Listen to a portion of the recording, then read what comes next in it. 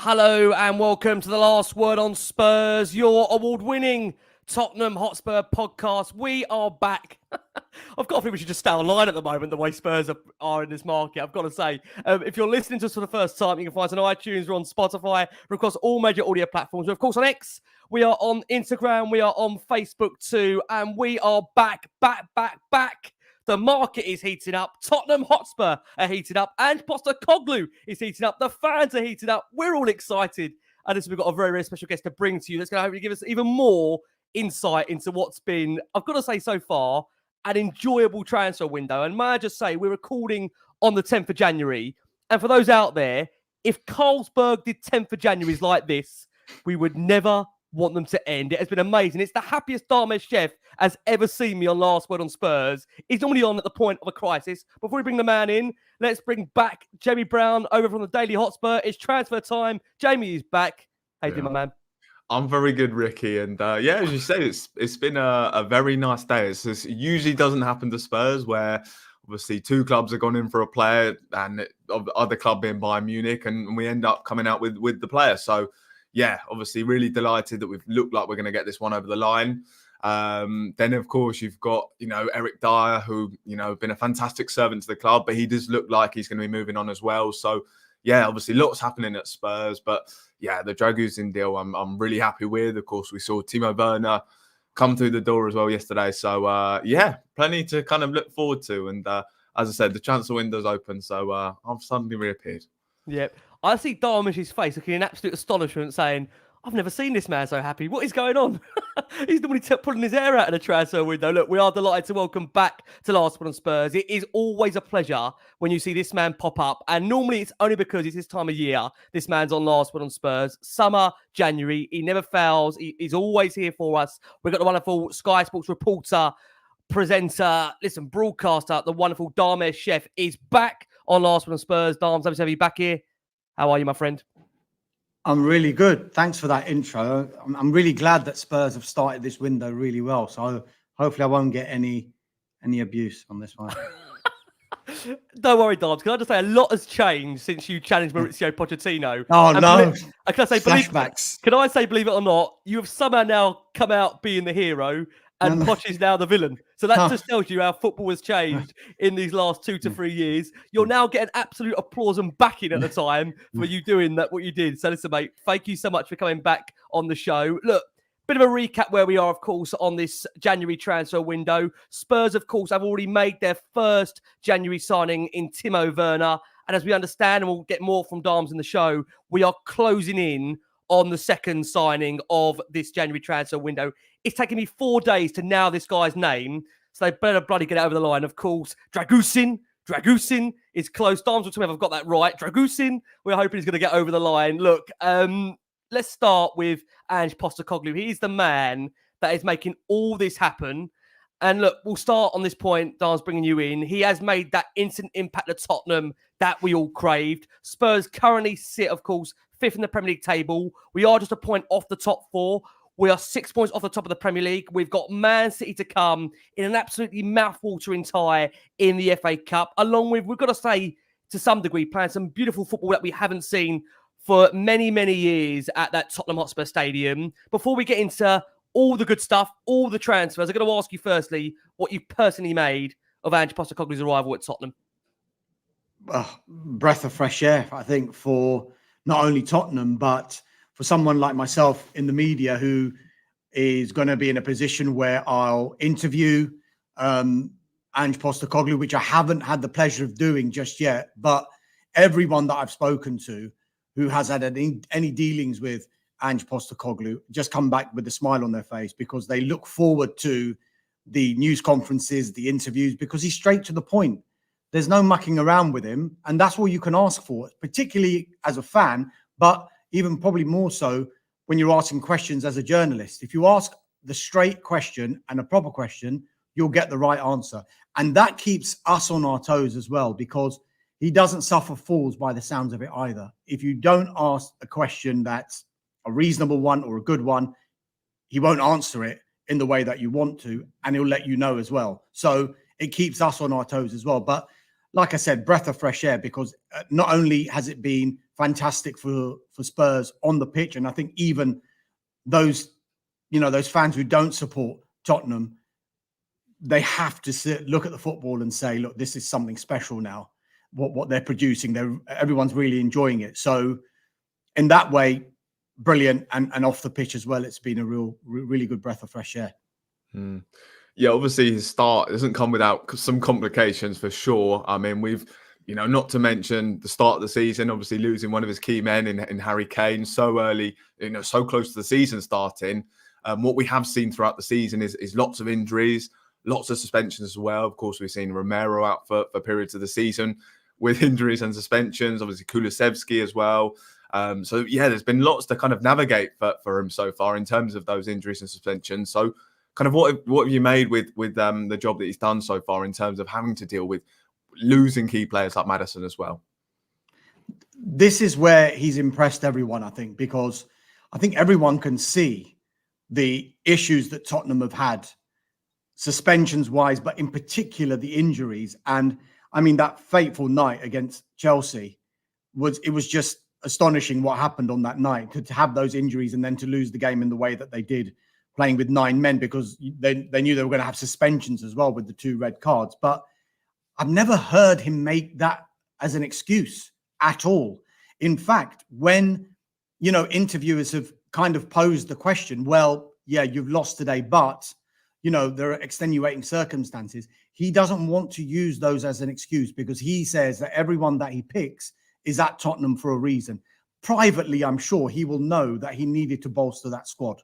He managed to do a little bit of it in the summer transfer window, but this was looked like it was going to be a slow build. And I don't think anybody, not least Tottenham fans, were expecting Tottenham to be doing what they're doing just now, particularly when there was all this doom and gloom when who left the club to go to Bayern Munich in the summer. And everyone thought, well, how are you going to replace this many goals? Are Tottenham going to be in a relegation battle?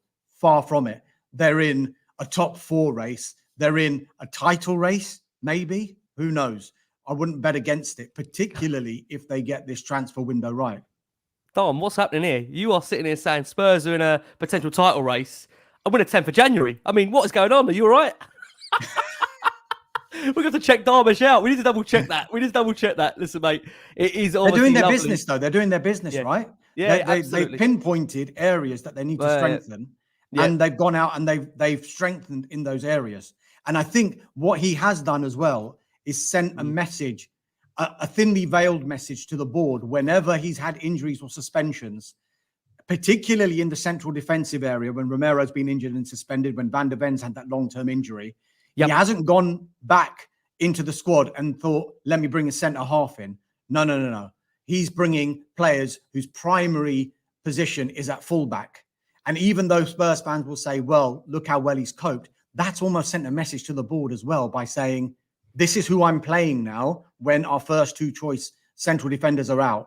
We're playing fullbacks in the central defensive positions. Yes, we've coped without them, but we need central defenders in the central defensive positions. And what's happened today? Well, they've got one. Well, on the verge of getting one.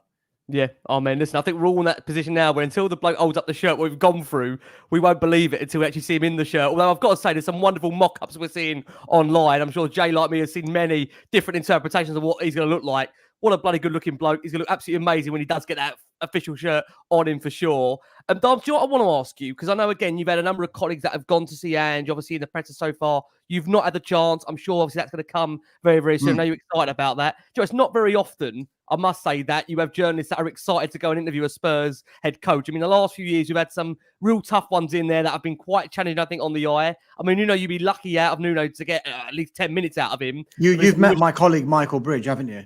We love Bridgie. Yeah. So he's excited at the best of times. So imagine his excitement when he's going to see Ange. He loves it. Most enthusiastic man, I've got to say, in your building at times. An absolute jumping of joy. Listen, that's why he looks so happy, bless him, a lot of the time at the moment, which is great. I want to ask you, I mean, the fact is that, we've seen Ange a couple of times in pressers, he's not afraid to push back, is he? That's the one thing that I think we were discussing in the green room just off air, the fact that there has been a couple of occasions where journalists have almost tried to maybe go that little bit further. And we know with Ange, essentially, that he's one of those managers that isn't the most closest to the players. And that's the same with the journalists, will give you some sound bites, but he's not one to want to spend a lot of time after the press conferences with the journalists. If anything, he's happy to do what he needs to do and then get away. I mean, have you noticed that already, that and will very much pick up on the fact that if he's asked the same question twice, he'll definitely call you out on it? Yeah, like I said, that's why you've got to be prepared when you go into these news conferences and these interviews. One thing I would say, there was just one incident. I think it was after the FA Cup game, and I'm sure you've seen when he questioned, I think it was a Sky Sports journalist who actually asked the question about whether the Dyer situation was an injury or, there's a link with Bayern Munich. And he responded, it was quite prickly, saying, don't question my integrity. And listen, this is only just my opinion. It didn't sit entirely right with me. And I know Tottenham fans who I've spoken to about it will always back Ange Postecoglou, which you would expect. But sometimes I ask them, well, if that manager wasn't your manager and it was a different manager, potentially from the other club in North London, what would your reaction have been had that manager reacted in that way? So that was the only time where I've just thought, did he need to do that? Maybe he did. Maybe he did. Maybe he was asked a few questions that he wasn't happy about in that press conference, and maybe that was his way of making his point. I just thought it was just a little bit, I watched it and I was like, I didn't quite like that. But look, that's one minute incident in however many press conferences and interviews that he's done since he's been the manager there. Yeah, I mean, the only thing I would say is that Arteta could upset anyone, with no disrespect to Mikel Arteta. And I can say that. I'm a Spurs podcaster, right? Again, I can say that. I know, again, many won't want to say that, but I'll say that. I mean, Arteta is one of those kind of, I think, managers that can wind you up very, very instantly, to my opinion. And again, I say, as a Spurs podcast, I want to say that. What I will just say on that point for me, Dharm, is that I just felt with that question, I think with Ange, and again, you could say I'm defending him on this point, but the only thing I want to say on that is that I feel that with the way the question was structured towards him, he had already explained beforehand that Dyer was injured. And I just felt maybe the way Ange was coming at that was being questioned. But again, I do take your point that if that was under a different manager, maybe there would be a different interpretation. I mean, Jay, what do you think? I can't let you go without asking you this. What do you reckon? Yeah, I mean, it's true. I certainly understand it from the journalist perspective. I do think at times he has been a little bit prickly, and there has been occasions, even different occasions as well, where I have thought maybe he could have handled that a little bit differently. But yeah, I mean, look, he's someone that I don't think particularly, and he said himself, not someone that likes kind of small talk, and maybe he's not great in front of the media sometimes, but he does produce some fantastic sound bites. So yeah, maybe he just kind of finds those questions tricky to answer. So yeah, I do agree. There is times when he is prickly, but yeah, I mean, I think there's a lot to kind of get into in those press conferences. A lot of really good sound bites. So yeah, I do understand both sides of it, but yeah. But what I would say there as well is, if you look at all the great managers, even if it's been a good performance or a bad performance, say it's been a bad performance. I didn't watch the game against Burnley, so I don't have the. It was bad. It probably wasn't the best that Tottenham had played. Right? Well, great. So there could have been questions, even though Tottenham won, about the performance of the team. But we were kind of like distracted a little bit because of what he'd said there, and that is, that can be called genius as well, because all the best managers always deflect the attention away from their players if they feel the time is right to do that. Yeah. And so if he's got that in his locker to be able to do that, I mean, look, this is a great time. It's reasons to be optimistic if you're a Tottenham fan, because look what he's done so far. If someone had told you guys that Harry Kane's going and these are the players that you've brought in, this is going to be your defense, and you're going to have all these injuries, and you're going to be 1 point off the top four. Is it 1 point? Quickly check. Is it 1 point? Yeah, just 1 point off the top four, 6 off top. And maybe even daring to dream. Sorry, just a little pun there. Daring to dream about the title. You wouldn't have believed anyone. You wouldn't have believed them.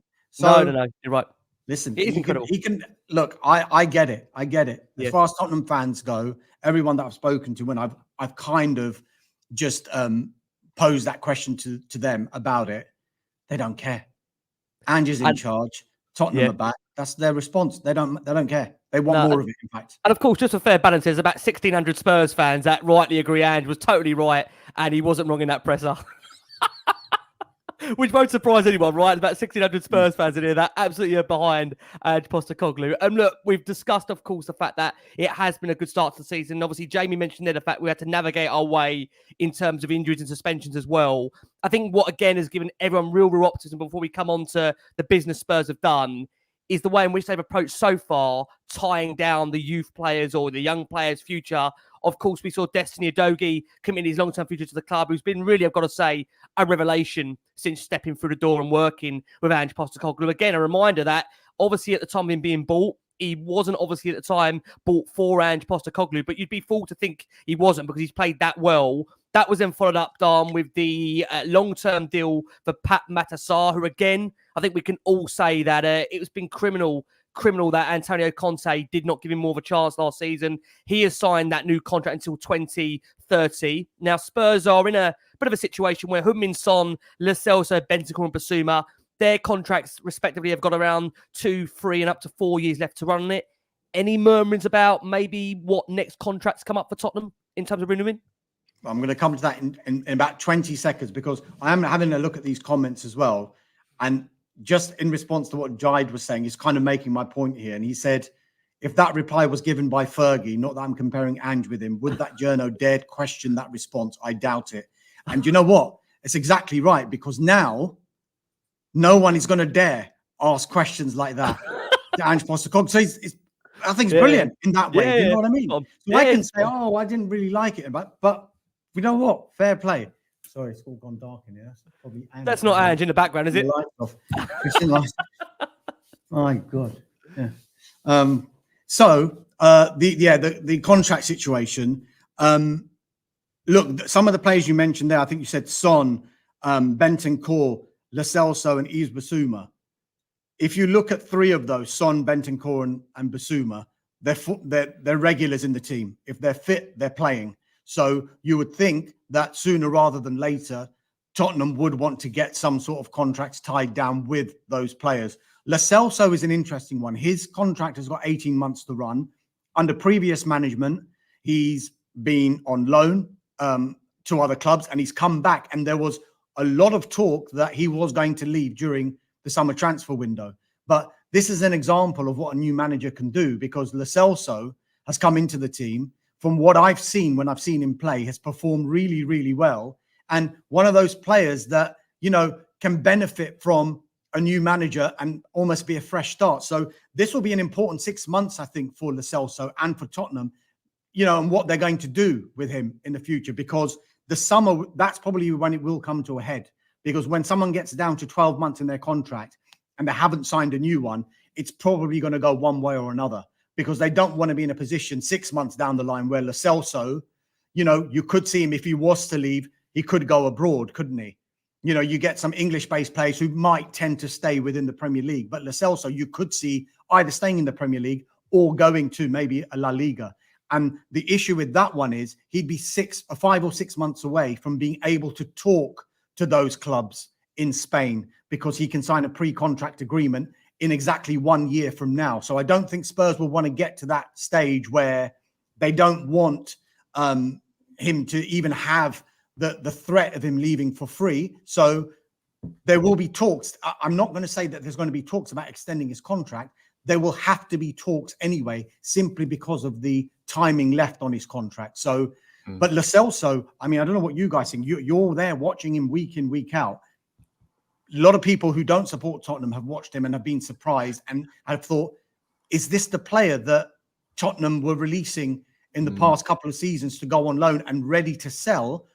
Because he looks like somebody who fits into Ange Postecoglou's style, who looks like he's taking it up and he's scoring goals as well.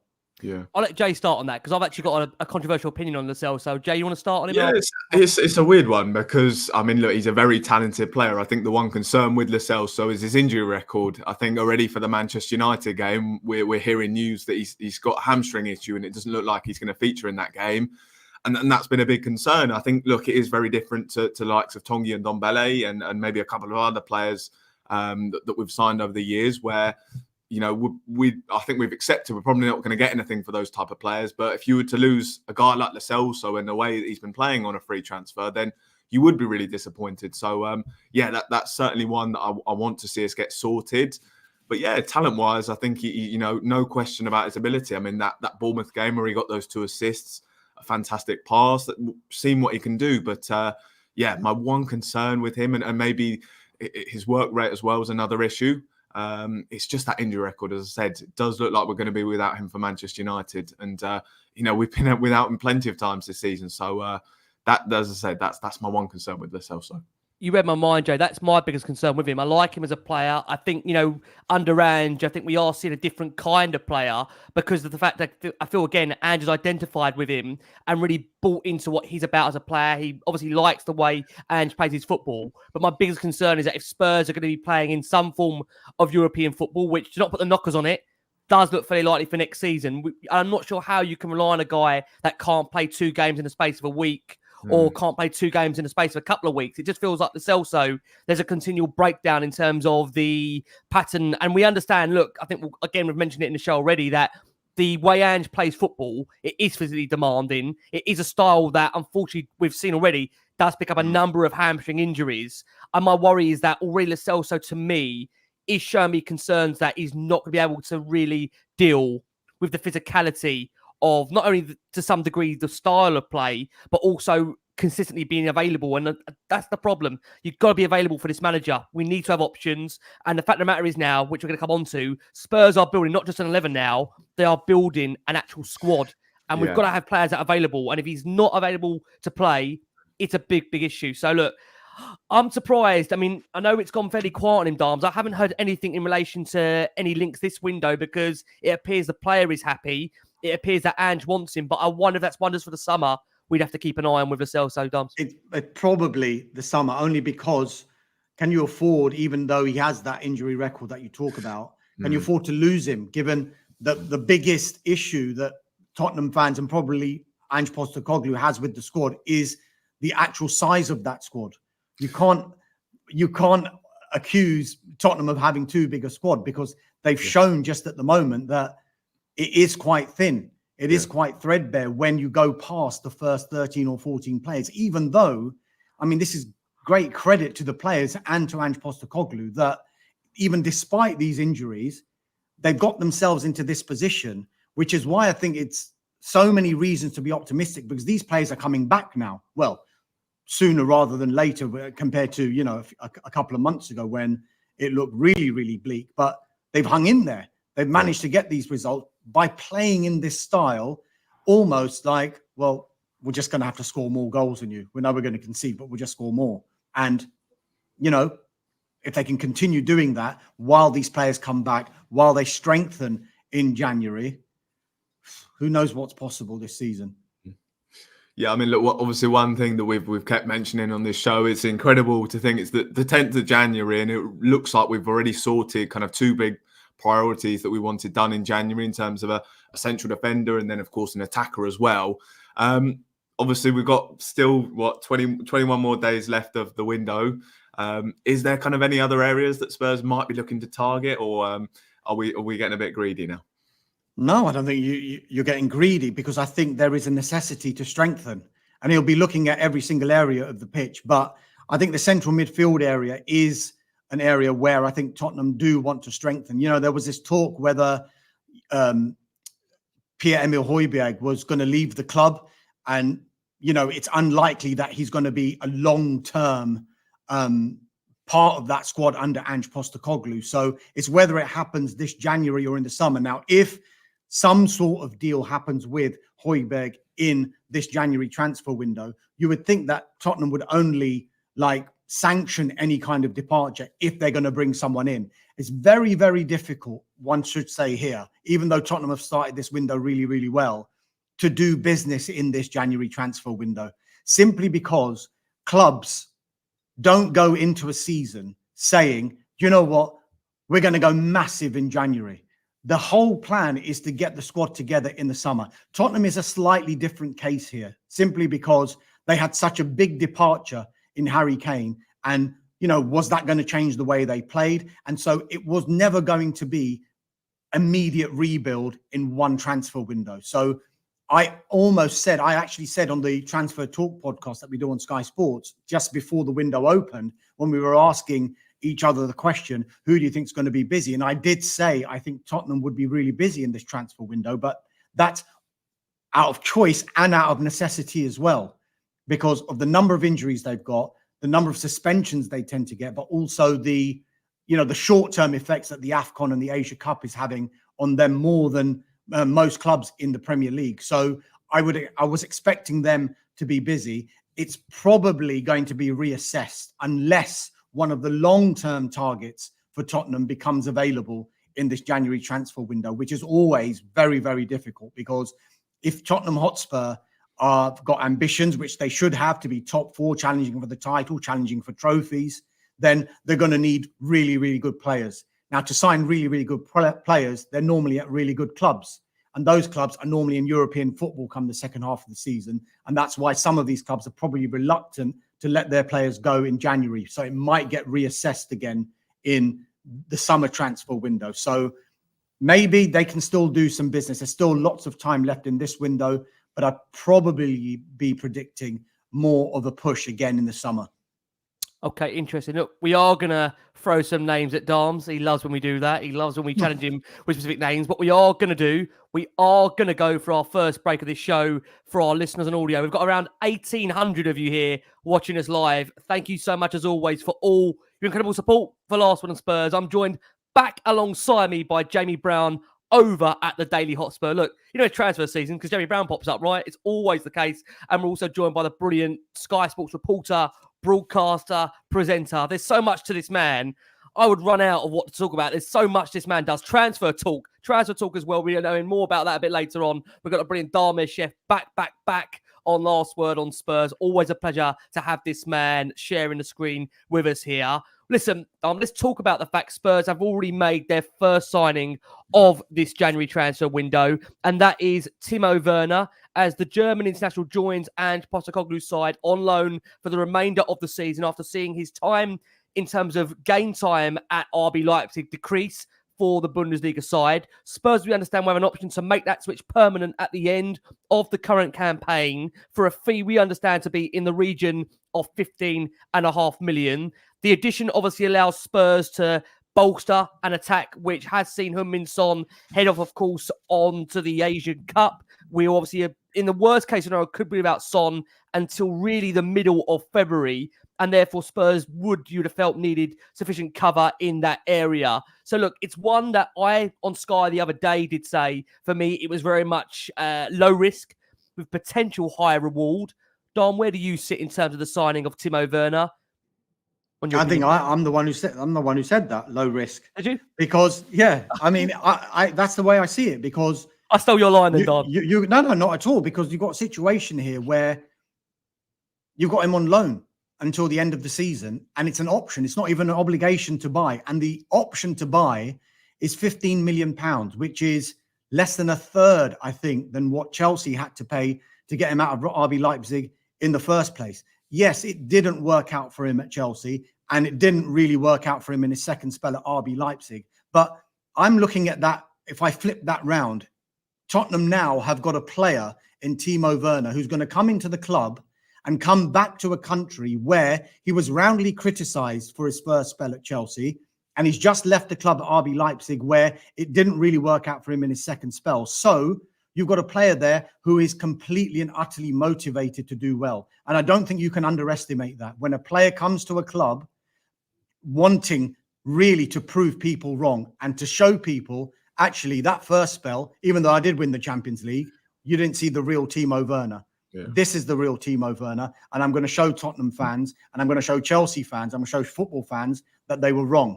And this is how I'm going to do it with my performances on the pitch. And it seems almost immediately you've got a player there who is in complete belief and 100% behind that manager that's just signed him. Because you can't, we're waxing lyrical about Ange Postecoglou at the start of this podcast. And I know we're going to be waxing lyrical about him throughout this hour as well. But you've got a manager there who has convinced this player, I believe in you. You come to this club and I will turn your fortunes around. You will play. This is what you'll do. And you know what? For Timo Werner as well, there's the carrot of not only trying to prove doubters wrong, but 6 months away from the European Championships on home soil. How much bigger a motivation are you going to need to perform well for your new club? I think I look at this deal and it's completely and utterly low risk, because if Tottenham end up exercising the option, that means for 6 months, he will have done brilliantly, number one. And number two, they would have arranged that option to be £15 million. If he performs really well in the 6 months, he's going to be worth more than the £15 million that you'll end up paying for him as that option. And if it doesn't work out, oh, well, you paid his wages, you send him back to RB Leipzig. No one really loses. Yeah. It's interesting. I mean, Jay, can I bring you in on him? Because, look, again, to put it into perspective here, this is the earliest Spurs have signed a player in January since... you know what I'm going to say, don't you? Bongani Kamalo arrived on January the 7th in 2011. Dharmesh, was that before you were born? What's that? What year? 2011. The last time 2011, not before I was born. I was at Sky still, mate. I was trying to keep you young, mate. I was trying to keep you young. But look, when you consider as well, Jay, that 7 of Spurs' last 9 signings in the winter window have been on deadline day or later, with Ryan Nelson, among others, on January the 29th and January the 28th. I mean, look, isn't it lovely, Jay, that we sit here with Dom? We've got one in the bag. We've got one hopefully coming through the door. I mean, where do you stand on the actual signing itself for you, Jay? Yeah, I mean, obviously, Dharmesh touched on it there in terms of being that low-risk sign-in. So I think that's why so many fans are buying into it. I think the big thing with Timo Werner is the fact that I think Spurs are signing him for a different reason than what Chelsea did. I think Chelsea very much signed him to be the number 9, the goal scorer. I think with Spurs, there's going to be a little less pressure in terms of having to get those goals. I think it's going to be more about his work ethic. Obviously, we know Ange Postecoglou's system, playing high up the pitch, trying to win the ball higher up the field. So we saw that was something he did very well at Chelsea. Although he, wasn't scoring the goals, his work rate was fantastic. So I think maybe using, different attributes, he could certainly, maybe become the player that he was hoping to that way. Also, as we've keep talking about Ange Postecoglou as well, I think working under a manager like that, a guy who has this track record for improving players as well, I think that's only going to be a good thing for him as well. So, maybe the managers that he's worked with at Chelsea, obviously Tuchel and Lampard, maybe they weren't quite right for him, and maybe we'll ask different things than what Ange will. So I think it's I'm really excited by this signing. Maybe I don't think there's any logic as to why I'm really excited by this deal, but no, I just think there is a good feeling. I think all the fans have bought onto this as well. I really don't see much negativity around it at all, and I think that's a big thing. I think the fans are going to get straight behind him, and he's going to need that. We know he's a guy who has been short of confidence. So look, bring it on, and I'm looking forward to seeing him hopefully in a Spurs shirt at Old Trafford on Sunday. Yeah, amen. I mean, like I say, again, we understand he should be in that squad. And I've got to say, there was actually a lovely moment today in the actual training ground at Hotspur Way where Ange welcomed Timo to the team before training. He said, look, I just want to welcome Timo to the group. Wish you all the very best from here. From my perspective, we talk about family a lot. Part of our process is that people can come in. I think we've made them feel comfortable on and off the field. I think that can help us because he's here for his career, but he's here to help us as well. So it's important that we try and make him feel comfortable. So welcome, mate. Always mate with Ange, always mate. And I think that was a lovely, lovely message there from Ange to the player. And again, Dom, everyone I speak to just around football tells me they feel this is a really astute signing. Looking at his record, it's basically a goal or assist every other game, which isn't bad at all. But it does feel like the perceptions of him have come down to really high expectations. And I think, again, you don't need to tell you this, Dom. You've seen players go to Chelsea in their absolute prime and generational talents that haven't done well. It looks like, again, the likes of Salah, De Bruyne, players that ultimately you felt were going to do really well, hasn't quite worked out there. Strikers that have gone there. Shevchenko, for me, one of the best in the world, just didn't work out. Fernando Torres just didn't work out. So I think it's important to not look at a club and always wonder why it did not work out, because he had a very good start to his career, Dom, that obviously propelled him into the moves that he got to this point. Yeah, I mean, it has been a difficult one for him because of the perception that people have had because of that spell at Chelsea. And look, he can't do anything about that now, apart from prove everyone wrong, which is why I keep saying I just feel it just really is a low risk. They've got nothing to lose on this signing here. Yes, they've got wages. That's, of course, you're going to have to pay someone if he's there for 6 months. But when you talk about an actual substantial transfer fee, they're not having to pay one now, and they're not having to pay a substantial one if they take up the option. So, yeah, look, I think it's a really clever signing in many ways. And it feels like if anyone's going to make it work just now, it would be Postecoglou.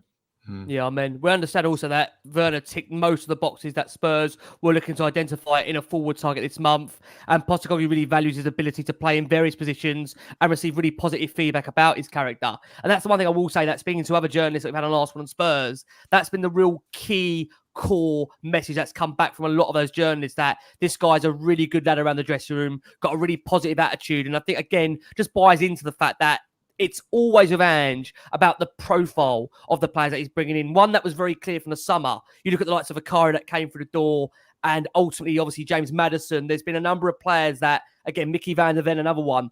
Everyone seems to be all in pulling the right direction, and you need that in a squad. You know, we've said about before how important it is to have right players that come in with the right attitude. And Spurs, for me, they're getting a really likeable squad, and it's been a long, long time, I feel. I don't know if you agree here, Jay, that you look at that squad now, I like all those players. You know, how long has it been, Jay, since we've said that? Yeah, I mean, look, I think there's just lots of characters in that dressing room as well. You know, you look around and you think there's plenty of leaders there. I think that's something that Paratici, obviously, since he came in, you know, 3 years ago now, I think that's obviously been a clear target for them, signing players with strong personalities. And there's lots of that in the dressing room. I mean, the likes of Porro, Vicario, you know, you hear some of the quotes that they came out just after they joined. It was like, you know, one, they were really desperate to be here, and two, they had just had such a strong mindset. So that's clearly something that they've looked to target. And I think that's been an issue at Spurs. You know, maybe we've had characters who, you know, weren't quite committed to the football club, weren't totally interested in football. That wasn't kind of their sole focus. And look, now we are getting players through the door who are, you know, totally focused on succeeding at Spurs, you know, being the best player they can. And yeah, I think we're really kind of reaping the benefits of that now, because, as I said, got a really likable squad with lots of big characters. And yeah, it's just this, it's really quite a pleasant change. I wonder what will happen as well when, I don't know when it came in now. I should really know the answer to this question. It's been a long day. But when did VAR come in to the Premier League? Oh, God. I'm just wondering whether VAR was there when Timo Werner was at Chelsea. Only because he is so quick. Yeah. And I don't know how many times he got caught offside and whether he was caught offside wrongly or not. This time, let's see. I mean, he might get 10 extra goals because they found out he was onside rather than offside. Well, I think Spurs fans are going to have a bit of a nightmare with both Richarlison and Timo Werner up front. Obviously, both renowned for their offsides. I think will be This is the beauty of doing this show live. You get instant validation. We're hearing from the comments that VAR wasn't there, so let's hope Darm's Big right. Dave, Big Dave 83. Big Dave. He's also written me a message. This brother's head's like a Malteser, which is probably a fair comment, actually. What can you say about these guests on Last Word? These viewers on Last Word? No, I'm taking that as a compliment. I'm gonna buy a pack when I leave. Actually, there was maybe quite peckish. Anyway, obviously moving on to obviously someone else who looks like they're going to hopefully come in through the door at Spurs, Radu Drăgușin. For me, I feel like this is quite a bit of a statement from Spurs, actually, for two reasons. Firstly, obviously, we saw late last night, and as many Spurs fans were very worried about, Bayern Munich coming in, obviously making a bid, and it looked like it was accepted. It looked like he was going to kind of take a bit of time to make a decision. We woke up this morning, obviously, to the fantastic news that he was going to commit to Spurs, and I think that's another big thing as well. That look, he wants to be here, and the fact that he's chosen us over Bayern, it seems, is obviously a big statement in itself. Then, of course, you look at the fact, and for me, this is what I really like about this signing. You've already got two top central defenders there, and there's no guarantee that Drăgușin's going to come into the team and start. And you're paying a lot of money for a guy, as I said, and that's something that Spurs haven't done before. You know, we'd maybe look to bring in a short-term option or something else. But look, he's clearly a guy who's going to come in and look to compete with Romero and Van der Ven for that starting spot. So, Dharmesh, it's just been interesting to kind of get your take on how impressed you are by this signing. Well, first and foremost, you've got to say that this time yesterday, I think there was a lot of dread for Tottenham fans once they'd heard that Bayern Munich had come in. Look, we knew Bayern Munich were interested, but they were also interested in Eric Dyer. And everything was falling into place for Tottenham then, because they were favourites to get Radu Drăgușin. But then, obviously, you had that situation that Bayern Munich's interest became formal, and they made an offer that Genoa agreed to. So now you had two offers, and suddenly it was the choice of the player. Now, I was watching the transfer show yesterday, and it was a good point that the guys were making on there that, you know, Bayern Munich is such a massive club, but you should also make the point that Tottenham aren't out of it. Just because Bayern Munich have come in, Tottenham aren't out of it. And you've got to remember the Ange Postecoglou factor as well in all of this. Now, during this week, when the Bayern Munich interest emerged, the information we were getting, particularly from sources around Tottenham, was that they weren't worried about any outside interest in the player that they were going for. So there must have been a degree of confidence that they were going to get this player. He wanted to play in the Premier League. He wanted to play for Tottenham, and he wanted to play under Ange Postecoglou. Now, it could have gone completely pear-shaped. Let's not make any mistake about it. If he had chosen Bayern Munich, then Bayern Munich no longer go for Eric Dyer. So Tottenham, who think they're going to offload Eric Dyer, are now with Eric Dyer. And part of that deal to take Drăgușin from Genoa to Tottenham would see Jed Spence go on loan to Genoa with an option to buy. So that one decision, if it had gone the wrong way, suddenly it kind of puts a dent in Tottenham's whole transfer window in a way, both incomings and outgoings. But it didn't happen. And now you've got a situation, Drăgușin on his way to Tottenham, Bayern Munich focusing now on Eric Dyer as their first choice. And as part of the Drăgușin deal, you've got Jed Spence going on loan to Genoa with an option to buy as well. So all three of those deals look like it's working in Tottenham's favour.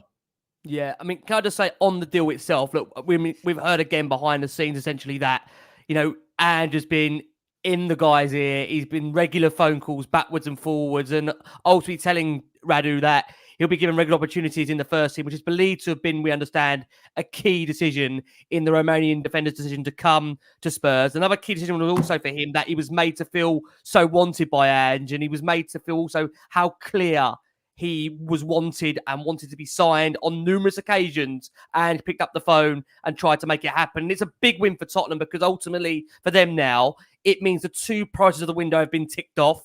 And I think, as you said there, Dom, very, very eloquently, that had Spurs been pipped, the mood would have been a lot more different on this show, I can most certainly tell you, because I think there was expectancy. Spurs had to get a defender in early. We are now, of course, the 10th of January upon recording this. We understand his announcement could be either tonight or today for our viewers and listeners on the commute, on the way to work for those on audio. But suddenly with his arrival, and considering how good Ben Davies has been, I don't want to underplay how good Davies has been, Spurs have really got themselves four very, very good, competent centre-backs. And we know, disrespect to Eric Dyer, who we'll come on to in a second in a bit more detail. I feel Spurs, in one area that we've struggled for so long, have actually got, hopefully now, some real genuine quality. Because, you know, it's really, really exciting. The one thing I do want to ask you, Dharmesh, is around the agent of the player. Because I say this in all I can say is the most polite way, that since the opening of the transfer window, his agent hasn't been short of speaking. Now, this comes from a talker, right? So, listen, I'm as bad as him. I'm as bad as the guy that I can't shut up either. But, you know, his agent has been continuously, I feel at times, try to drive up the price tag, which you could argue, you know, there's agents out there that do that for a reason, of course. But he admitted this morning that he was in disbelief that his client had turned down Bayern Munich in favour of joining Tottenham. The quote he said was, "This morning at 8 a.m, the decision was made. We were determined to go to Tottenham, but the offer from Bayern came and we stopped in our tracks. I was on my way to the airport. I said, we have to think carefully and evaluate it. Bayern are one of the biggest clubs in the world. I can't believe we have turned down Bayern, but that's the decision. I took it with Radu and his family. I informed Bayern that this was the decision, that they came in the end, and ultimately it was too difficult to change our minds. Maybe in the future we will get there. We are a little overwhelmed. It was ultimately what Radu and his family wanted. He is happy. We're going to Tottenham. Dom, have you? What do you make of his agent? Two things I'd say. First of all, just in response to Tottenham pipping Bayern Munich to Drăgușin and Drăgușin choosing Tottenham, I think the message that also sends as well to other prospective targets is a huge one. Because if a player is trying to decide whether he would want to go to Tottenham or not, and he's seen a player like Radu Drăgușin say, yeah, Bayern Munich had agreed, but I've chosen to go to Tottenham because I want to play for Tottenham. That can only be good for future transfers, in my opinion, only because other players will look at that and think, well, something special obviously is going on there. If someone's turning down, a huge club like Bayern Munich to go to Tottenham Hotspur. I mean, what Ange must be saying to these guys must be just like incredible. I mean, they must be getting goosebumps when they hear what he's got to say, because they just can't wait to sign for him. With regard to the agent, I think you should look at this in another way, because if the agent is saying, I can't believe this, that, and the other, and I can't believe he's chosen to go to Tottenham ahead of Bayern Munich, then maybe Tottenham fans should be even more excited about this signing, simply because the player himself has said, no, I'm going to Tottenham. I want to go to Tottenham. The agent's not going to be playing in central defence, is he? This guy's going to be playing in central defence. So fair play that it doesn't matter what the agent says now. The deal is as good as done, and he wants to be at Tottenham. Such an important factor when you have transfers, especially when there's such a big club involved like Bayern Munich. It could have been an easy way to just say, I can go and play Champions League immediately. I can go and play in the Bundesliga. They're challenging for the title, etc. But he wants to come to Tottenham because he sees something that is exciting that's happening at that football club. And he obviously will have watched Tottenham this season, because that will have been a factor as well. Look how exciting the football is that Tottenham are playing. I want to be a part of this. So I don't think anyone should be too fussed about what the agent has said, because at the end of the day, the players join Spurs. Just to get your viewpoint on it, Jay, the agent further said, naturally, Radu also did think about Bayern's offer. It's a hard decision that we had to make. Bayern strongly wanted him, but the official offer didn't arrive until late last night. There was more money from Bayern, but he decided that this was the right step of his career to go to Spurs. We stayed up all night to think about it. I did not sleep as we all weighed up the pros and the cons. Both Napoli and AC Milan wanted him, but he dreamed of playing in the Premier League from such a young age. And he also went on to say how pivotal both Daniel Levy and technical director Johan Langer were in terms of negotiations. And he said, look, at one point, Tottenham was a bit far from what Genoa wanted, but I said that if the clubs agree, we will choose Tottenham.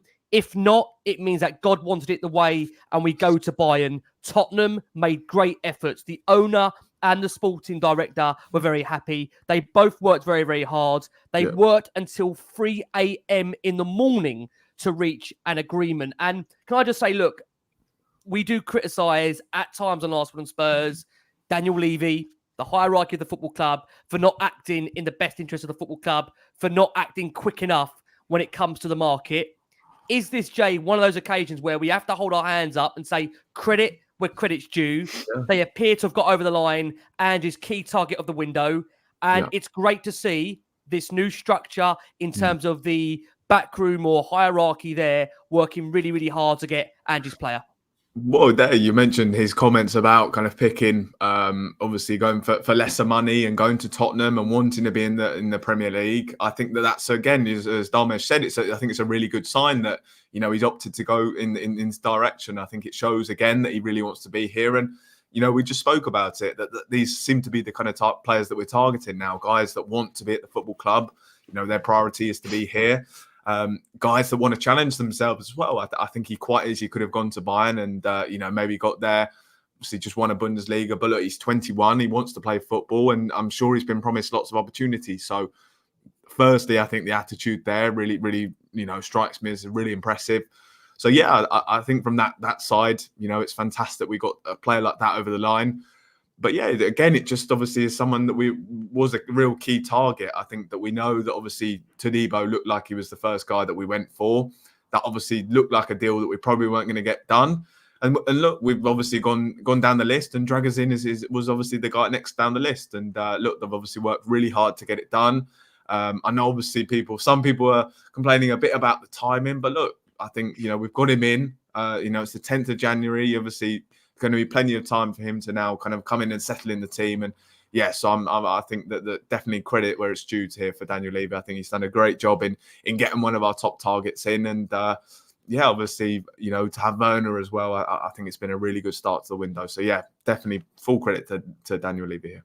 Oh, man, listen, we await the formal announcement. That could come any time from now. And for those that are listening on audio, he may already well be a Tottenham Hotspur player. We'll keep an eye on what we are going to do. We are going to go for our final break of the show for our listeners on audio. We've nearly got around 2,000 of you watching us live. Look what happens when Tottenham act early in the market. Everyone's excited. Everyone's interested. Everybody's tuning in. We're joined by the brilliant Jamie Brown over at the Daily Hotspur. And look, he needs no introduction again. We got the wonderful presenter, broadcaster, transfer talks very own. Listen, he's the face of Sky Sports, in my opinion. This man, we all tune in from deadline day. We've got the brilliant Dharmesh Sheth back on Last Word on Spurs. Darms, I appreciate we're pushing for time. We're going to speed things up. We're going to try our very best to. Now, I am going to come on to Eric Dyer. We have saw, obviously, in the last few days, Spurs did allow young Ashley Phillips to go on loan to Plymouth until the end of the season, which felt quite a pivotal or significant moment, given the fact that although Phillips hasn't had regular first-team football, he is a centre-back option. So, given the fact of where we are now, in terms of Bayern missing out on Drăgușin, and by the fact that Phillips going out on loan, and by our understanding that Spurs are looking for a fee for Eric Dyer, how confident are you that Eric Dyer would be leaving Tottenham this window, given the fact that Ange Postecoglou has admitted personally in a press conference that he would allow him to go despite Ben Davies' recent injury? I think all parties would want it to happen. I mean, what an opportunity, first of all, for Eric Dyer to have Bayern Munich come in for you with just 6 months left of your contract. And what it would also mean is that they would be due a transfer fee, Tottenham. And this is effectively the last window that Tottenham can get any money for Eric Dyer. So if it was to work out, I think it would work out for everyone, because Eric Dyer would get first-team football, but not just first-team football at a massive club like Bayern Munich. Bayern Munich would get the central defender, one of the ones that are top of their list, along with Drăgușin. They didn't get Drăgușin, of course, for obvious reasons, because Tottenham are getting him, but they're now working on the Eric Dyer deal, as they have been. And I wonder if Harry Kane had a say in it as well, just to, nudge Eric Dyer along. Look, this is a fantastic place to be. Come and join. So I think it looks like something that would work for everyone, for Tottenham, because he's not playing. You get his wages off the bill as well. You maybe get a little bit of money in this transfer window. You get Eric Dyer, who can play first-team football again, and Bayern Munich are in need of a central defender. So all the ingredients are there for a deal to be done. It's whether the clubs can thrash out the actual fee for the player, and whether Bayern can match what Dyer would want in wages as well. Okay, so one we've got to keep an eye on, but maybe, would you say, Dom, give us a percentage what you feel the chances are in going this window? Can you put a percentage on it? On Dyer moving. On Dyer moving. Oh, good. Now this is when you get me into trouble, isn't it? Okay. If I say 51%, then if it doesn't happen, I said, well, 49% of me was saying it wrong, but 51% I can claim a win then, can't I? Absolutely. There's 49% of Spurs are very angry now, and there's 51% hoping that you all are right. So there you go. I'll tell you, listen, you can tell Dharmesh has done this for years. I don't know, it's absolutely amazing. Jay, we'll hand over to you. Yeah. We've got to see where we are with this midfield. Yeah, look, another player who might be heading out the door this January is Pierre-Emile Højbjerg. Obviously, there has been plenty of reports that he's a guy that maybe we'll let go if the right offer was to come in. I mean, the only concern maybe with trying to move him on is obviously Pape Matar Sarr and Basuma. Obviously, both midfielders have gone off to AFCON. So do you think that might kind of hamper Spurs' plans to maybe get rid of Højbjerg this month? it could be one that gets revisited in the summer only because of the size of Tottenham's squad. And even though I think Tottenham are looking and would accept and consider offers for Højbjerg, he has come in and played a role under Ange Postecoglou, albeit predominantly from the substitutes bench this season. So it's not that he's been completely frozen out and it's like, you know, they need to get rid of him. It's one of those situations where if they can, you know, reinforce in that area, then maybe they would consider allowing him to go, whichever way round that would come. You know, if there was an offer for him, would they consider it? Yes, we might, if we can bring in a replacement, or if they found someone, or we want to bring him in now and we can do a deal, but we got to try and sell Pierre-Emile Højbjerg. Am I right in thinking, I should have checked this before, is it 2025? His contract is up, right? That's so yes, I think right. Tottenham, that's not a bad position to be in because they've still got that little bit of breathing space in that he could play for the rest of this season. And then come the summer, he would still command a transfer fee if and when a club did come in for him. So however big that transfer fee is, I don't know. Would that be the priority for Tottenham? Maybe not, because we don't know how much of a transfer fee he would command with 18 months or 12 months left on his contract, given his age as well.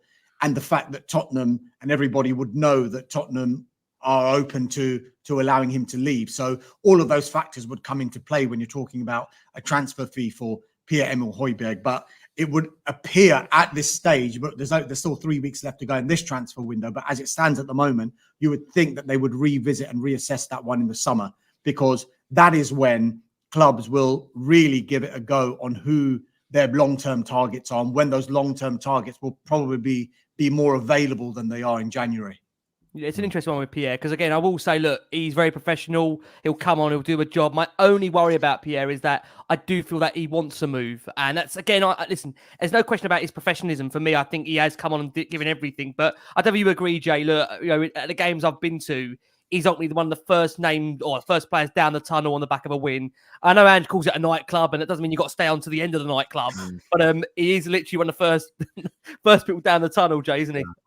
Yeah, I mean, I think there is also the fact I just don't think he quite suits an Ange Postecoglou system. He is obviously, a guy who does come in and do a job, as you said, does a professional job as well. But what he does with the ball, he's often very safe with it, and I think Ange kind of likes players that take a bit more of a risk. So long term, I definitely don't think he's got a future here at the club. But again, look, Dharmesh mentioned it about our squad size.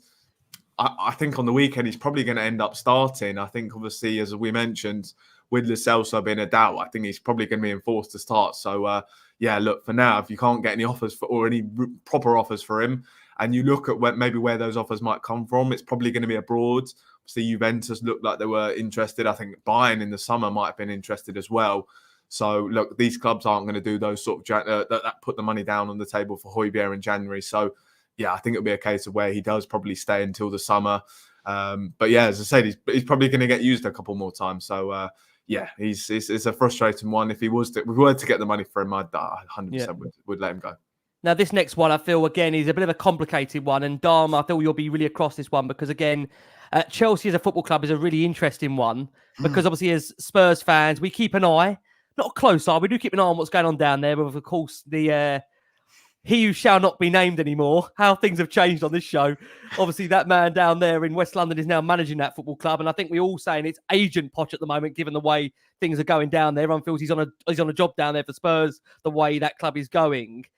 Conor Gallagher is a name that is continually being linked with Spurs, not only this window, but of course in the summer too. And when you look at the situation with Conor Gallagher is interesting. Look, the guy, although Chelsea have work to do, you could argue and say, look, they're one step potentially in a cup final. He's a young player. He's homegrown. He's currently the Chelsea captain, of course, with Reece James being out. But we know Chelsea have got this FFP threat hanging over their heads. He's a player that would obviously really generate a huge amount of money at a time where you feel the owners would probably want that more than Pochettino wants to let him go. In the recent presses I've watched with Pochettino, he has said that he likes the player, but he can't guarantee he's going to stay at Chelsea. What's your gut feeling on Conor Gallagher? Could you see any way in Spurs manoeuvring a move this month? Because that would be a huge amount of money for an outlay, wouldn't it?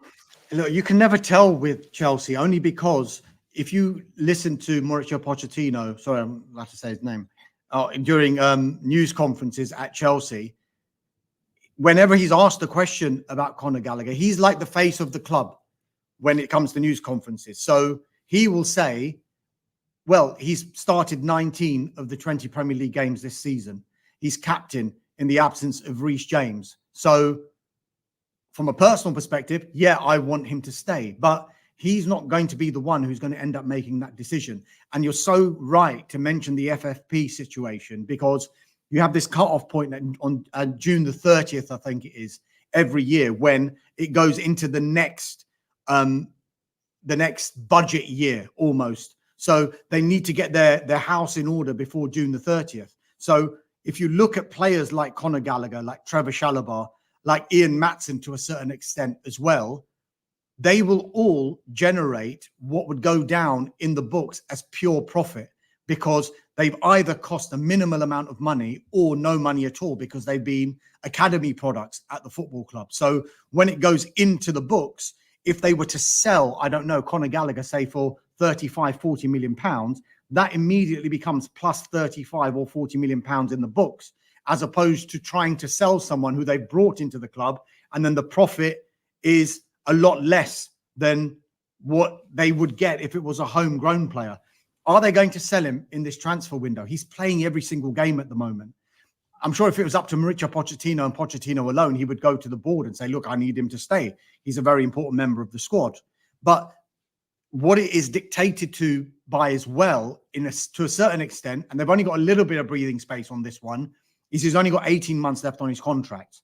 Now, if they wait until the summer, yeah, there's 12 months and maybe they can reassess it then, which I think is probably the most likely scenario. But at that time, if you think about it, they're either going to sell him or they're going to put him on a new contract. Now, if they put him on a new contract, they're basically saying that Conor Gallagher is definitely part of the plans and he is central to what we are doing. Now, that's going to be a footballing decision that they're going to have to make, not only a financial one, because are they going to move forward and say Conor Gallagher is the answer to our midfield? This is what we want. Or are they thinking there's another 75, 80 million pound player that we are after and we want to bring that player in to the football club? That's the situation that seems to be recurring just now at Chelsea. And I know some Chelsea fans that you speak to are a little bit disappointed. It's probably an understatement, not only because of the performances, but because of some of the sales that they've had to do almost to make sure all the books balance. And it's almost resulted in a squad that, you know, it looks like it's got quite a bit of potential, but they're also very young as well, aren't they? And these long-term contracts, that's the policy that they've gone with. And maybe are they thinking now, do we need to keep some of the experience and do we maybe need to buy in some of the experience to help these young players, which might not help when they're trying to sort out all of this financial fair play and sustainability and profitability rules, which I'm not going to bore you with now because there's so many things attached to it that this is a completely different podcast on its own. But that is a situation that they find themselves in. And so would it surprise me if Conor Gallagher stayed at Chelsea? Not at all. Would it surprise me if Conor Gallagher left Chelsea? Not at all either. It's that kind of situation. Yeah, it's interesting. It feels that one there is going to maybe go right down to the wire. And you said obviously at the start of the show, Dharmesh, that, you know, you feel central midfield will be an avenue in which Spurs will look to target. And maybe that is one that you feel could go down to the closing days of a window. And it wouldn't be Spurs if there wasn't late business and Daniel Levy involved. So it's definitely to keep an eye on. Jay, we're going to come over to you. There's a couple obviously of outgoings that we've got to keep an eye on. We'll come over to you, Jay. Yeah, obviously Sergio Reguilón was someone who's come back from Manchester United, obviously having spent half the season on loan there. I think it was a bit mixed. I think at the start he looked like he was doing pretty well. I think a lot of my Manchester United friends were very happy with him. But look, over the last couple of months, it didn't quite go so well in the end, and he's back now. Is there kind of any movement on him? Are we expecting him to kind of leave the club this month? You would think that would be the direction of travel, only because Ange Postecoglou effectively was part of the reasoning why Sergio Reguilón had gone. He okayed that deal. He was saying, "Yep, I've got my squad here. These are the people that I know are going to play." And Reguilón was not only allowed to leave, but allowed to leave to what is perceived to be a rival. And I know you guys will say, well, Manchester United aren't rivals anymore. They're way, way, way down the table. But you get my meaning here. So ask us after Sunday. Ask us after Sunday, Dharmesh, that question. They were more than happy to allow him to go to Manchester United. And the fact that United inserted that break clause and Tottenham were happy with that as well would probably imply that if he was to come back, which he has done, you would think that Tottenham would try and move him on again. So I think there will probably be movement with Sergio Reguilon. Which club, we don't know just yet, but you would think just the way that situation has unraveled in the last few months or so, that he's not part of the plans with Ange Postecoglou. But you know what? Funnier things have happened. You probably didn't think Lo Celso was going to be part of the plans for this season, and he did. You never know if he's still there and there's an injury and he plays well. Ange Postecoglou is that guy who said, well, look, he's performed. He could still do a job for us. So look, you never know. Yeah. And another player, of course, who might return from a loan spell is Japhet Tanganga. Of course, he's at Augsburg in the Bundesliga at the moment. He's been a disastrous loan so far. He's not made a single appearance. Obviously, a guy that I think a lot of Spurs fans had very high hopes for, but it's really not materialised for him, and since he's had some injuries. So is that a player that we're kind of expecting Spurs to maybe recall this month and look for another loan? You wouldn't be surprised if that was the case. I mean, to not play a single time when you've gone on loan for the sole reason to get more game time, it doesn't look great. It's not a great look. And if Spurs, you'll have to remind me how long that contract is now for Japhet Tanganga at Tottenham. I'm sure somebody will come up with something. I'm thinking it might be 18 months left to go. Yeah, it's not long. It's not long. We'll try and get that. Unless it is one that does expire in the summer, as I'm really stalling here as I see Jamie looking on the internet to find out. Well, I'll take it June the 30th, 2025. I've got here. Yeah. Right. June the 30th, okay, so there you go. So there is a little bit of wriggle room that Spurs have got there. Now, if Tottenham don't see him as part of their plans, which it seems like he is not part of their plans, they will want to get some sort of transfer fee for Japhet Tanganga. Now, if they were to try and sell him in this transfer window, what would his market value be? It would be minimal. You would have to admit it would be minimal. He's not in Tottenham's plans and he hasn't played a single game for Augsburg. So by those simple stats, that's not going to happen. So maybe bring him back from Augsburg, get him to a club where he is going to play, get him to play well, get him to play regularly. And if those things happen, then he comes back to Tottenham with 1 year left on his contract and maybe a higher market value so that you can exercise some sort of transfer fee. It's kind of like on a different scale, what Manchester United are doing with Jadon Sancho just now. Jadon Sancho has still got 2.5 years left on his contract. United have an option of a further year.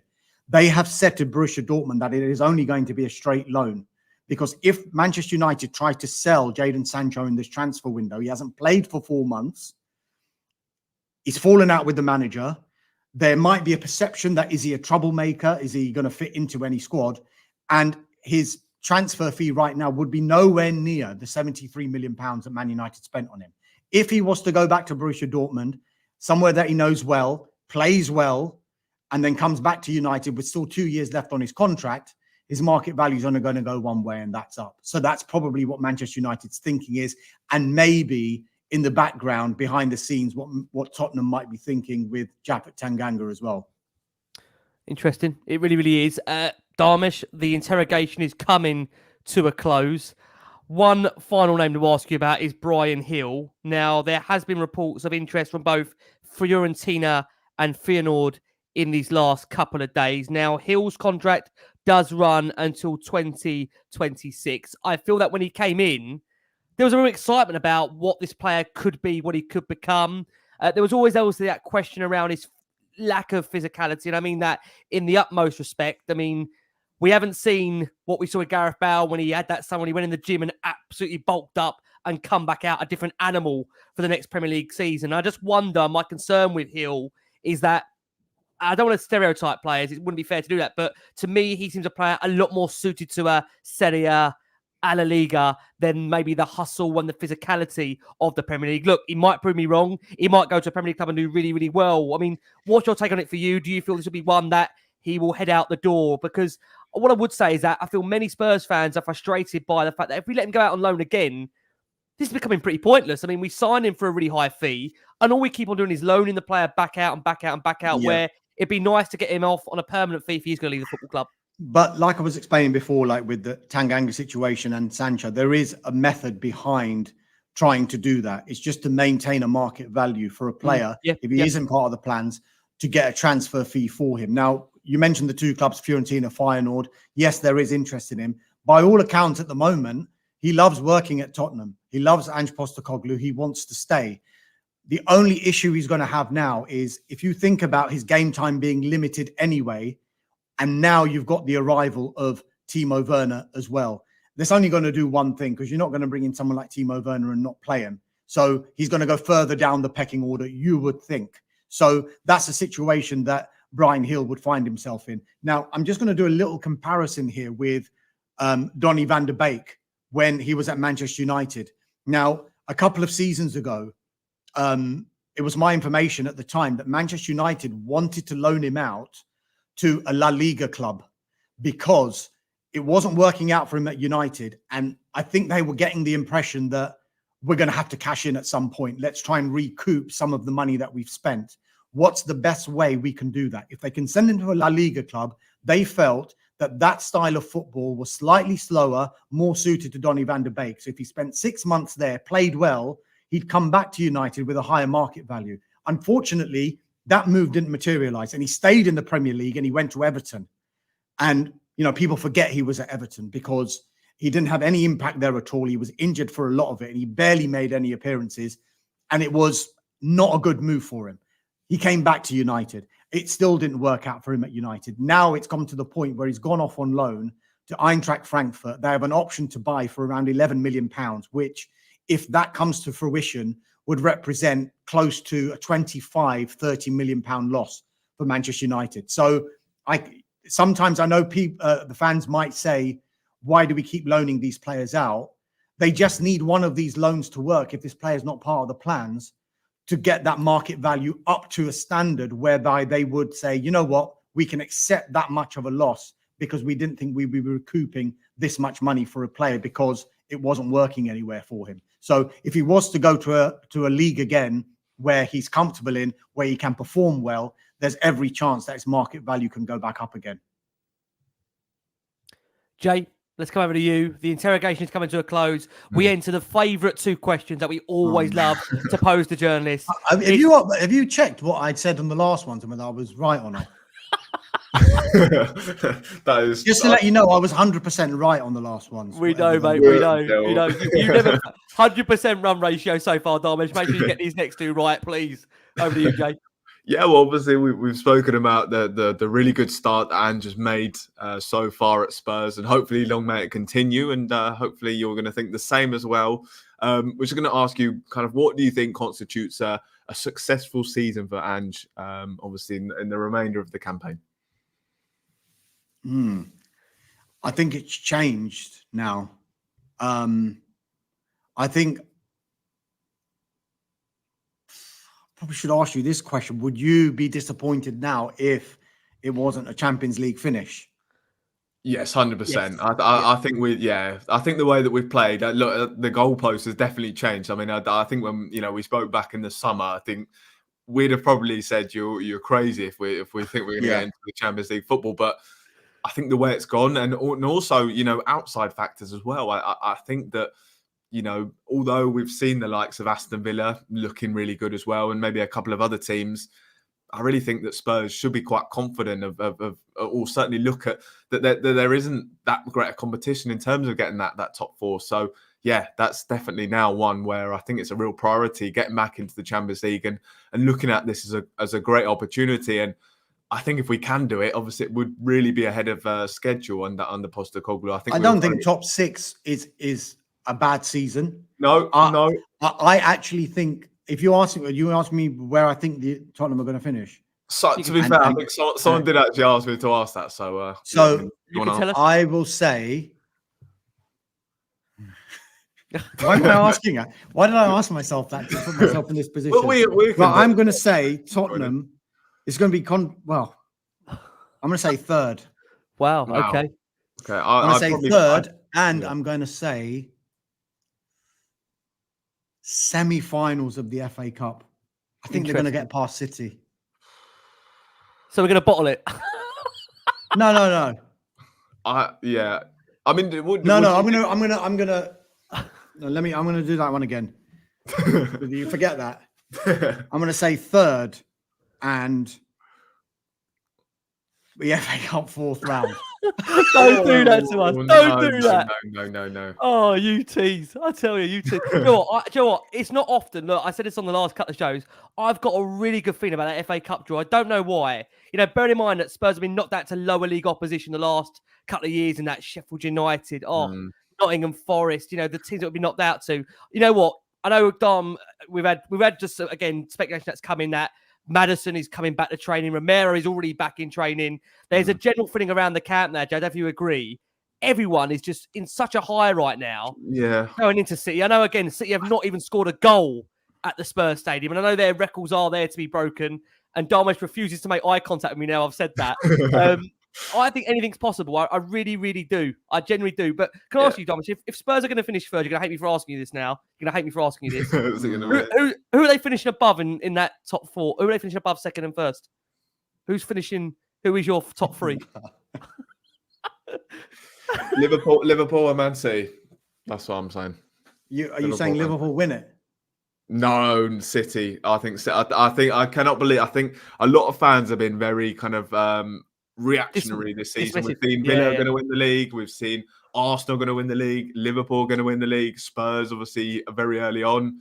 We're going to have a good chance, but I think Man City are going to kind of come into their own. De Bruyne is back as well. So obviously a certain team down the road, I think will just finish just below us, but we'll see. I'm going to move on for Dharmesh's sake. Let's do that. I don't know. I think that I don't even know what order, to be honest with you, but I think the other three places will be taken up by Liverpool, City, and Arsenal. That's not really saying much, but I'm saying that I think Tottenham will just those teams will pip like Villa. Villa will just finish outside it. Okay. Only because I think Tottenham go into the second half of the season and the other teams around them have all got midweek games. Yes. Yes. I think that could prove to be pretty decisive when it comes to, and especially when all the players are coming back from injury. Yeah. And also if you think about, a couple of the toughest games that you can have in a season, as far as Tottenham are concerned, is away to Arsenal and away to City. And they've had those games already, So, look, just dream they'll win the league. They'll win the league. Just for confirmation, because Sky are going to put it on their breaking ticker now. Dharmesh Sheth says Tottenham are going to finish third and potentially have an FA Cup run. Although we did revise that and say fourth round. Look, final question for you, Dharmesh. Final question, mate. It's been an absolute pleasure. Between now and the deadline, and bear in mind we've only got one in so far. Again, we're waiting on news, obviously, of Drăgușin. How many more players do you think Spurs will sign between now and the deadline, given the fact we've got one in so far? I think in total, including the signing now, in the words of Mourinho, do you know what 3 means? 3. 3 for Tottenham. So, 3. I reckon they might get one more. I think that's probably the only time in the Mourinho reign. 2 more, sorry. Drăgușin and 1 more, Yeah, I'd take. I think this has got to be one of the most buzzing shows I've ever done. Just want to come and hug Dharmesh now. This man is making me so happy. I tell you. Honestly, I can't. God, just imagine he chosen Bayern Munich. Oh my God. Oh my God. Let's not go there. Listen, Dom, it's been an absolute pleasure. For those that don't know where to find you, and I don't know where are these people, where are they? If they don't know where to find you, where can they find the wonderful work you do for, can I just say, not just Spurs, but the footballing community? We all watch you. We all see you. We all in adulation of the work you do for Sky, and obviously what you do alongside Sky, the Transfer Talk podcast. where can we find the wonderful work you do, Dom? So, thanks. It'll be a good plug this then. Transfer Talk podcast. We've done one show just before the window started. We've just recorded 2 more since the window started. So they're available on all your podcast providers. That we're recording our next one on Friday, which I'm sure will include a lot of Tottenham Hotspur news. In fact, the last one that we did, we had the Evening Standard's Dan Kilpatrick on, who covers Tottenham basically as his job, and he was very, very good on it. So for all you Tottenham fans, that would be one definitely to listen to. And of course, we do the transfer show on Sky Sports News every weekday, Monday to Friday at 5 o'clock until 5:30 and 7 o'clock until 8. And on social media, I am on at Sky Sports_Sheth. That's on X. It's called X, yeah. And on the same handle on Instagram. I'm quite relatively new to Instagram. It's only been like a year or so that I've been on it. So I don't really know what I'm doing on that one. So, apparently I've got to post things like Wednesday, I'm in the office. I'm at my desk. Can I say, Dharmesh, there's been so much love that is poured in for you over this an hour and a half. It's been an absolutely phenomenal show. It's come on the back of what's been really a phenomenal last 12, 13 hours, hasn't it, really? I've got to be honest and say this again. I said it at the top of the show. 10th of January could now be my new favourite day.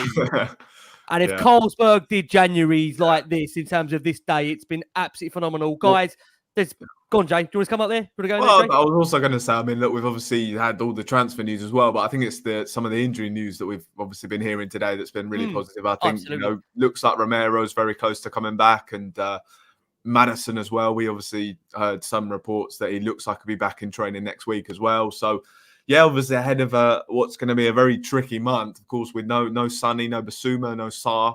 I think to have some of those players back is going to be massive. Of course, we've got this FA Cup tie. Just on the FA Cup tie quickly, I actually think it's a positive thing. I think we've obviously taken these rounds very lightly at times, and as you mentioned, we've gone out to these lower level teams. But look, we're going to have to beat Manchester City at some point to probably win this competition. They're always very strong here. I think our best possible chance is in the 4th round, obviously in a congested period for them as well. So, look, I honestly, I'd rather we didn't have to face them at all. But look, I think this is one where I just say, I think bring it on, to be honest with you. So I'm just really sorry to burst your bubble. Just seen something on social media here. Drăgușin having second thoughts. What's this? Oh, you dare! Nah, you're not ruining. You're not doing that to us tonight.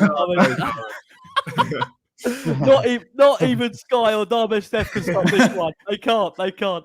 Listen, it has been an absolute pleasure. We've had about 2,500 of you that have watched us live. Thank you so much for all your incredible support for Last Word on Spurs. The shows have been relentless. You guys keep on watching. We keep on producing. Thank you so much for all your support from the brilliant Jamie Brown, from the superb Dharmesh Sheth. Go and check out the podcast. Go and check out the man on Sky Sports. And look, keep on smiling.